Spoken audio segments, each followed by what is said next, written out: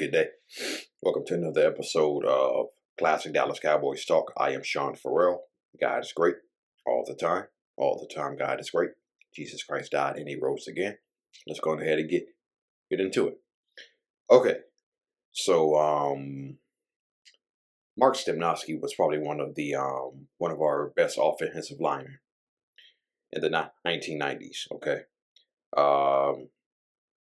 drafted in '89. He played guard at the University of Pitt. Okay, but he had to move to center in the NFL and became one of the best centers in the NFL, Pro Bowls. Okay, so after the 1994 season, he went to the Houston Oilers. Ironically, okay, we lost Mark Stepnoski in free agency to the Houston Oilers, and so he was there in Houston from 1995 through 1998. So Houston / Tennessee Oilers, he was there, and they bought him back in 1999. Okay, and so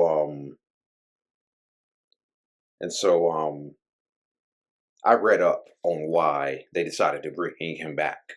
Okay, and for all you hardcore Cowboy fans out there, Cowboy junkies, we had two guys. Okay, because Ray Donaldson, because we signed Ray Donaldson after Mark Stepnoski left. Okay, we signed Ray Donaldson. He was pretty good. He got injured in '95. Okay, then we had to move Derek Kennard to the center. Then Ray Donaldson comes back in 1996. Okay, and so for 1997, Ray Donaldson's not there anymore. We had a couple of guys, and I was reading Jeff Perlman's book. Okay, Boys Will Be Boys, and the Cowboys, they drafted a center by the name of Clay Shiver. Okay, Clay Shiver. He wore number 50. And he was referred to as what was called a out draft pick. An out draft pick. What is an out draft pick? It means you came to Dallas and you basically did absolutely nothing. Okay. We all remember Shante Carver, right? We remember Shante Carver, okay? I'm gonna have a story about Shante in a minute, but we all remember Shante Carver, and so Clay Shiver struggled at center. Okay, Clay Shiver was not good as Troy Aikman's center. Okay, so when Clay Shiver didn't work out, we signed a guy by the name of Mike Kinslick. Okay, if I remember his name, if I got his name right, we had a guy by the name of Mike Kinslick. Okay, he didn't do very well as Troy Aikman's center. Okay, so within a couple of years, Clay Shiver was gone, and Mike Kinslick was gone after 15 games. Okay, so it made very much sense for the Cowboys to bring back Stepnoski in 1999 because it was just apparent that Clay Shiver and Mike Kinslick, those two guys just weren't cutting it. Okay, and Ray Donaldson at center, he was pretty damn good too. Okay, yeah, he was pretty damn good at center, but Stepnoski was gone. Ray Donaldson was gone after 2 years. Okay, and so yeah, it makes sense why they brought back Stepnoski in 1999, where he finished his career in Dallas. Right. So let's get into that Shante Carver her story. Okay. When Shante was drafted, okay, Shante Carver was drafted, and then according to Jeff Pearlman's book, established himself as a waste of space. Okay. And it was probably put best by Nate Newton, who said, you can't draft a guy like Shante Carver in the first round.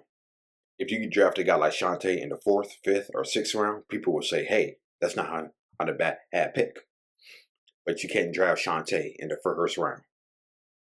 Because what you're basically saying is, in 2 to 3 years, you are expecting this guy to become something. When did anybody ever say that with Shante? Okay. And just to give you an idea of how bad of a draft pick he was, Charles Haley. You know Charles Haley rides to everybody. Okay. Charles Haley just rode him relentlessly. He was on Shante Carver from day one. Okay. He just rode Shante Carver so bad. And Chad Henne said, you know what? You don't do that to a young guy. You don't do that to a young guy. And Charles must have done some pretty unusual things to Shante. They probably said some stuff to Shante Carver. Okay. Yeah, so Shante Carver immediately became a target of Charles Haley after he was drafted. Okay. And so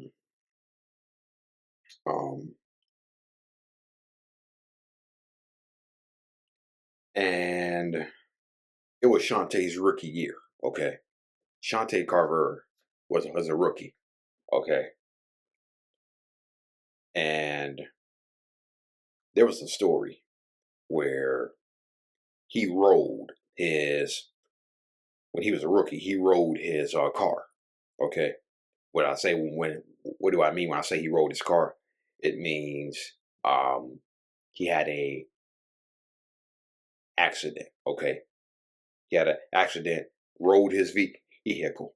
Okay. But then he reported it stolen to the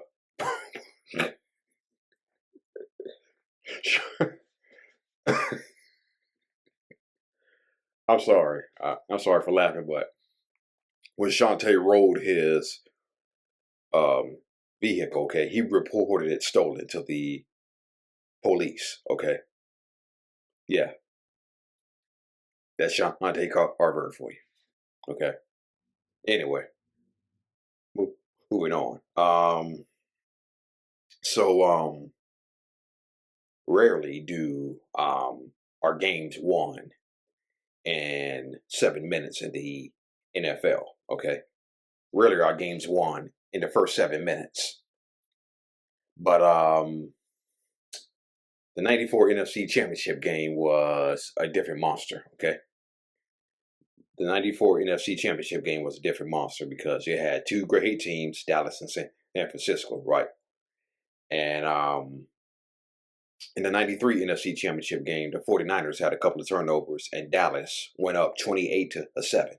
And they led 28-7 at halftime. Okay. And Dallas went on to win that game pretty easily. Okay. But then the roles were reversed in 1994. Okay. First 7 minutes of the game, we had 3 turnovers, 3 scores, 21-0. Just like that. Just like that. In 94, we were very, very good, but there wasn't that level of invincibility.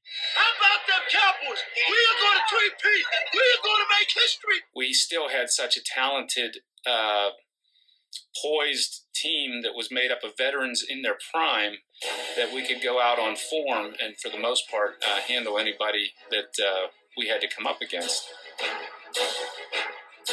Barry Switzer had not coached for 5 years, but his many critics were silenced when the '94 Cowboys marched to a 12-4 record and into the NFC Championship. Deep ball to the middle. Here's Harper at the 45. He caught it. Left to the 40 of the Packers. Down the sideline to the 20. An inside move to the 10. He broke away. He scored. He scored. They've been waiting all year long to go play the 49ers in the championship game. It's exactly what everybody said would happen, and now it's going to happen. Nothing was going to be measured in terms of success in '94 as to whether we won 13 or 14 regular season games in the NFC Championship game. It was going to be, did you beat the 49ers and did you win the Super Bowl? That was success, and everything else was bust. My mindset going into that game, and our mindset as a team, was going in saying we had San Francisco's number. We felt if we went out and played our best game and they played their best game, we'd beat them. But we didn't do that. Back to throw again is Aikman. Some pressure. Gets the pass away. Eric Davis picks it off. Oh, He's got away down the left side. 20-10. Touchdown 49ers. The game was won in the first 8 minutes of the game. Back to throw is Aikman. Has time. Sends it down the left side. Ball is caught and knocked down. That could be a fumble. Yes, it is a fumble. 49ers have the ball again. Tim McDonald.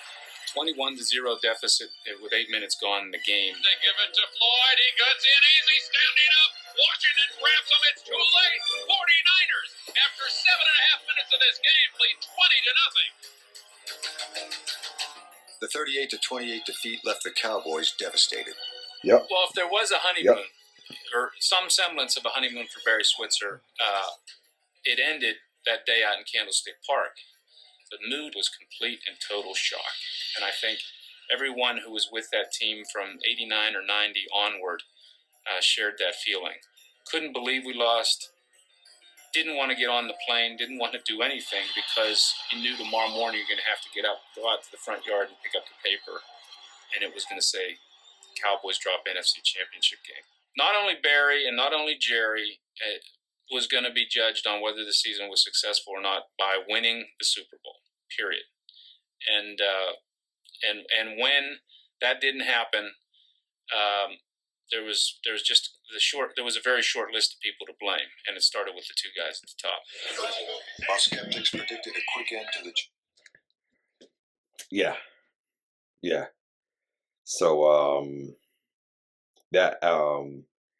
those three features are no oversight, but I would say Chris Bonio missed a field goal. Yeah.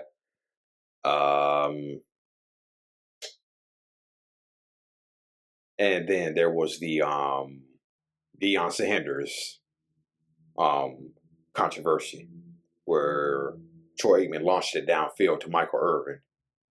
Deion Sanders clearly held. Barry Switzer protested, and he got a 15-yard penalty for bumping the ref. And then Troy Aikman got sacked by Tim Harris a few plays later. Okay. So, yeah. And so, I still think about all that because we were painfully close. We were painfully close. This close. But I guess it just wasn't meant to be, right? I guess some things were meant to be. The 1990 San Francisco 49ers came painfully close. 94 Cowboys came painfully close. We just saw the Kansas City Chiefs. They came close. They came painfully close to pulling off a three-peat. Okay? But it just wasn't meant to be. It just wasn't meant to be. Okay. So yeah. And like I said, I was around 10 years old, and I watched that game. And I still think about how that today. I still think about that to this very day. And probably you Cowboy fans, you probably still thinking about that to this very day too. What difference would it make? How big of a difference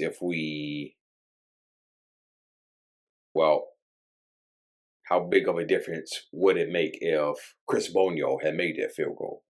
How much of a difference would it made if Ernie Zampese did not convince Barry Switzer to throwing on 3 consecutive pass plays? Okay. How different would it be if they called holding pass interference on Deion Sanders, right? Okay, how much more would it be? How much more of a difference would it be? How much more of a difference would it be if Eric Williams was there? Okay. And I think the ultimate question people would have asked, because everybody blamed Big Harry Switzer and Jerry Jones. I think the big question would be, if Jimmy were here, would have happened? Okay. Yeah. Right. All right. That's it. And that's all for Classic Dallas Cowboys Talk. I am out of here. Peace out. God bless. Now, peace out. Who? Cowboys. What's my blue and gray team? Cowboys. And who I'm rolling with, huh? My Cowboys. Steelers better get it right. Giants better get it right. Who? Cowboys. What's my blue and gray team? Cowboys. And who I'm rolling with, huh? My Cowboys. Eagles better get it right. Skins better get it right.